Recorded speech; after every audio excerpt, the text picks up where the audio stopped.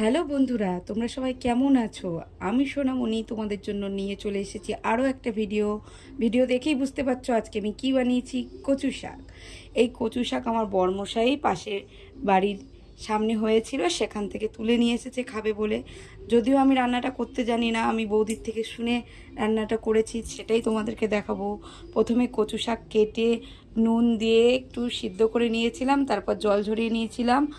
আর তারপরে এই রান্নাটা করার জন্য একটু বেশি করে সর্ষের তেল লাগবে, একটু বেশি পরিমাণে সর্ষের তেল দিয়েছি শুকনো লঙ্কা, কালো জিরে ফোড়ন, তারপরে দিয়েছি বেশ খানিকটা রসুন কুচি, আর তারপরে দিয়েছি পেঁয়াজ কুচি।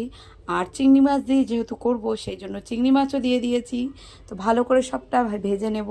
আর হ্যাঁ, এই কচু শাকটা কিন্তু কাটার সময় একটু হাত চুলকায়নি, তাই রান্না করার পরে খাওয়ার সময় কোনো ভয় নেই গলা ধরার।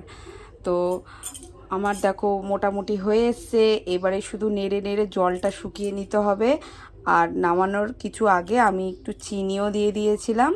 এর মধ্যে মশলা বলতে নুন আর হলুদ আর চিনিই দিয়েছি, আর কিছুই না। তো দেখছো আমার কচু শাক রান্নাটা রেডি হয়ে গেছে। চলো তাহলে এবার গরম ভাত বেড়ে নিই। দেখো এই কচু শাক দিয়েই কিন্তু সব ভাত খাওয়া হয়ে গেছিলো, আর কোনো কিছুই লাগেনি। তো তোমাদের কেমন লাগলো রেসিপিটা অবশ্যই জানিও, আর ভালো লাগলেই একটা লাইক কমেন্ট করে দিও। টাটা।